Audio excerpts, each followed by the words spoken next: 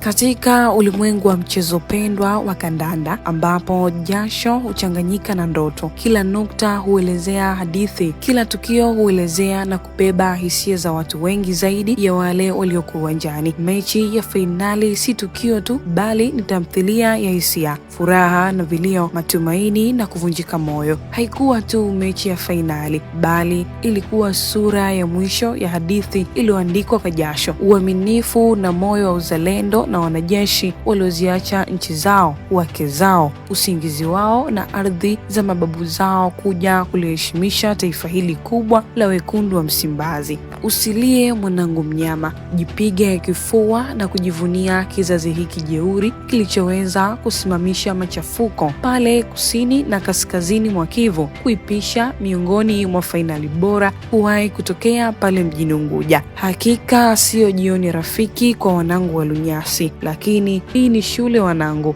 Hivi ndivyo tunakuwa wanangu. Usilalamike kwa kamara wala ngoma walwamba. Hii ni fainali bro. Ilikuwa ndoto ya kila Gen Z kuandika historia, kuiona fainali nyingine, achana na ile ya 1993. Asante kwa makamanda wote waliovaa gwanda nyekundu ndani na nje ya uwanja. Hakika mmeliheshimisha taifa la Waswahili. Usikae kinyonge mwanangu. Imewahi kufungwa Bayern ya Jambo Heinkens pale Allianz Arena, fainali ya UEFA mbele ya wafaidhina wa Munich. Hili ni funzo mwanangu. Mwanangu, ukiupenda mpira, penda na matokeo yake. Mwamba, jivunie kuwa mwana Simba. Hakika Simba ni taifa la soka. Wana Simba ni watu wa soka. Mizizi ya uzalendo imesimikwa Kariakoo Msimbazi. Asante kuishangilia timu mpaka tone la mwisho. Ni nyie mliamua kuacha propaganda na kumpa imani Mzulu Fadlu Davis, anaipaisha Simba from nothing to something.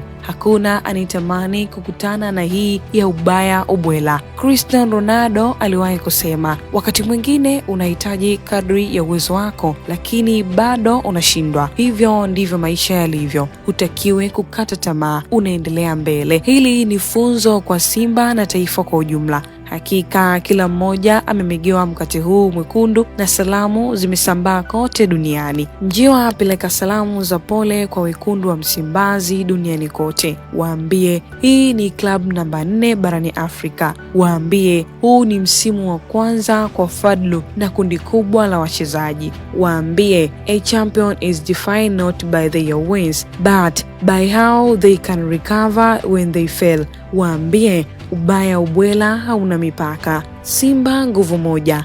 Until next time. Mimi ni Rachel Festus.